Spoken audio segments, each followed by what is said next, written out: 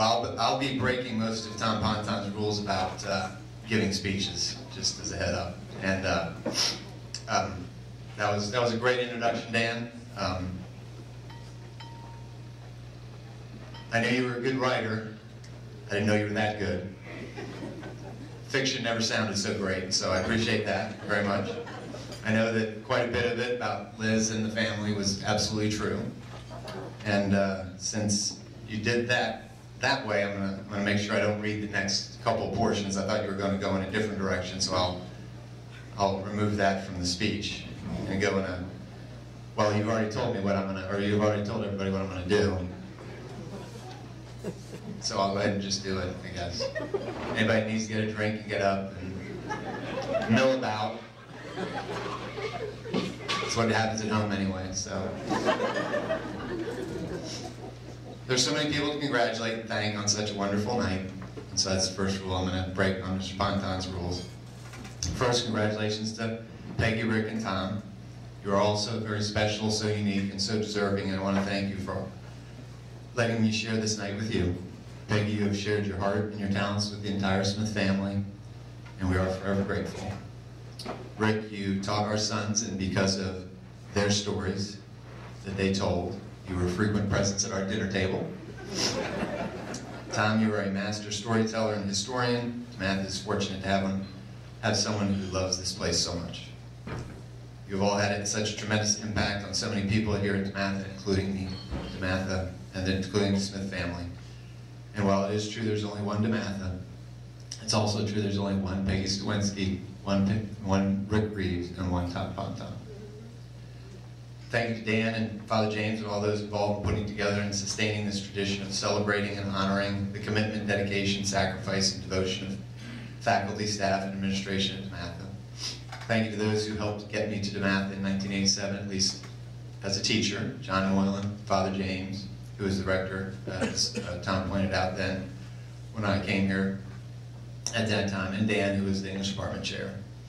Adding me to the lineup of the English department, which included Buck Offit, Joe Carroll, Pat Guerin, Father Rich Maloney, and Mike Hibbs, was like adding Moonlight Graham to Major League Baseball's all-star team.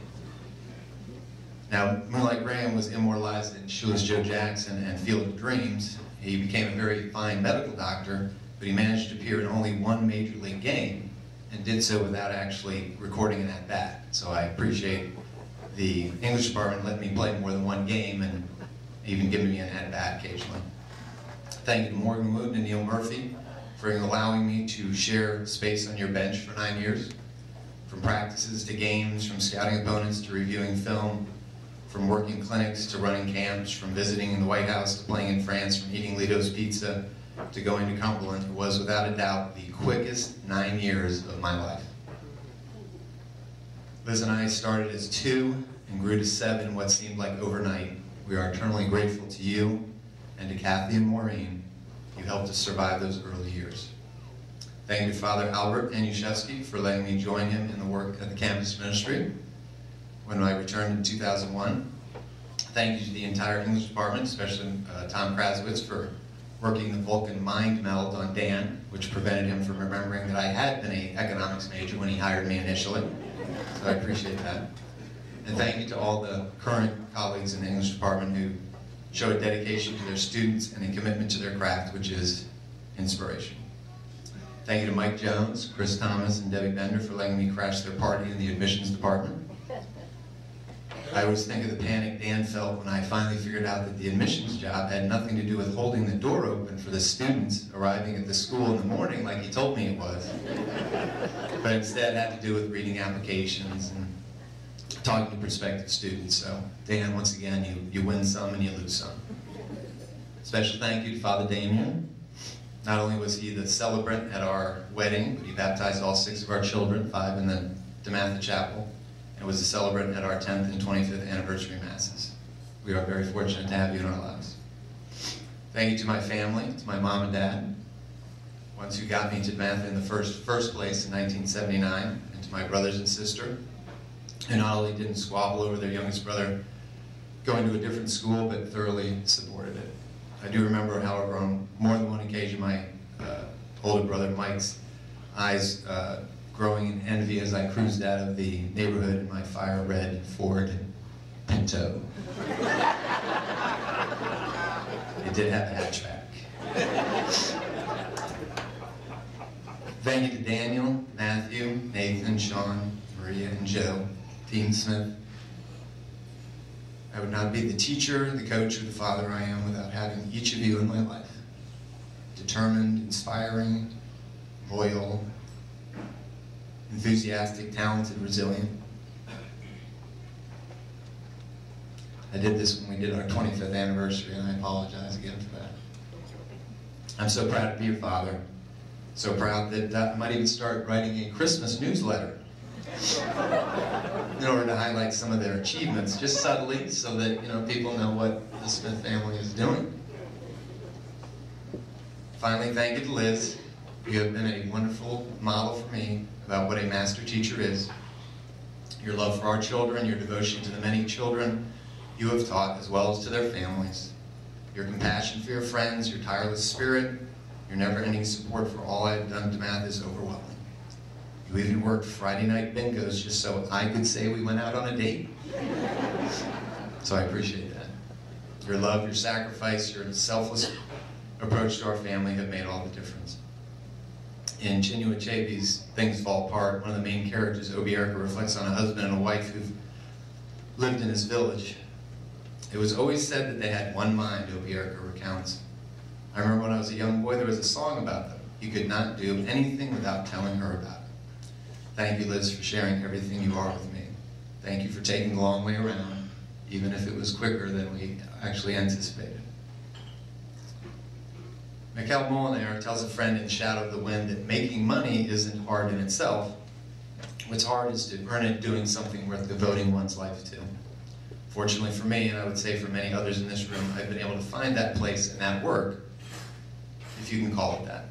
While I might consider myself one of the luckiest people around, much of what brought me to DeMatha 3 different times might have come about more by fate than by chance. As the son of a career Army officer whose family did a bit of traveling, I had the opportunity to attend 9 different schools from the time I was 3 until I was 14. What are the odds that my dad would be stationed in the DC area again as I approached high school? The odds tipped in my favor when he turned down a tour in Hong Kong to accept an unaccompanied tour in Turkey so that our family did not have to be uprooted during our high school years. What are the odds that as a 9th grader from Springfield, Virginia, I would attend the Metropolitan Area Basketball School, meet legendary but not yet Hall of Fame coach Morgan Wooten, ride a bus, take a subway, and get on another bus to get to Hyattsville to attend DeMatha just so I could have a chance to try out for the junior varsity basketball team? What are the odds that I would even make the team after the junior varsity coach, Joe Mahalik, called me Pete the first time he called me over? What are the odds that the summer Liz and I got married, while we were preparing to head to graduate school in Massachusetts, both Pete Strickland and Mike Bray would choose to take coaching positions elsewhere, opening up both teaching and coaching opportunities for me here at DeMatha? And what are the odds that Liz would find a job once we arrived here anyway? Well, that's probably the stupidest line I said, because she's such a great teacher, that's the answer's obvious on that one. But we did arrive in 1987, she found a job, but it was still a bit of a chore in doing so. She got a job in Vienna, teaching with a sister, one of her former teachers at West Springfield. Then she finally made her way over to St. Mark's under Heather Gossard, who was the principal there, but also mother of a 1988 graduate of DeMatha. And if those connections weren't enough, Father Tom Wells, uncle to 6 DeMatha graduates, was the pastor there, and he attended Boston College. Heather Gossard's son attends Boston College, and so did Liz. It seems as if there was fate going about all the way through.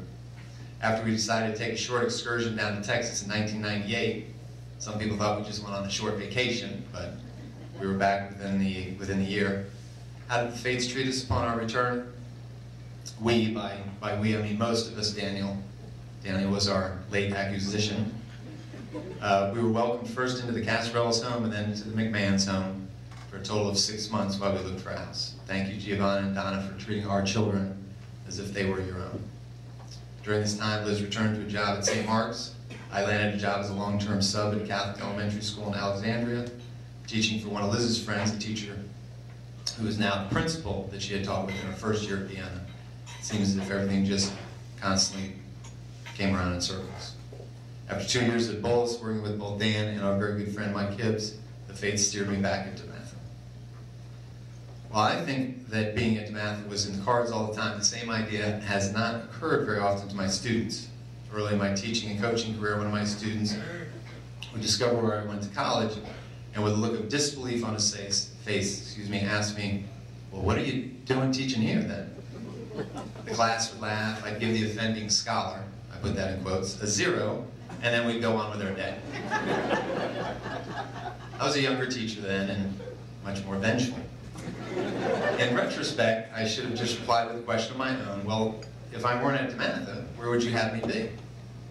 Now, with an even longer time to think about an answer, and with a mother who was an English an English and drama major in college, and later a teacher herself, and a father who served his country for 30 years, and a sister who volunteered at her own children's schools since they were in kindergarten, a brother who's served as a state's attorney in Maine for 20 years, and another brother who's coached his own sons and teaches CCD at his local parish, and innumerable friends in this room and in other rooms who live lives in service to others, and with a wife who convinces me every day by her words and her actions that teaching without being able to share one's faith is not really teaching at all.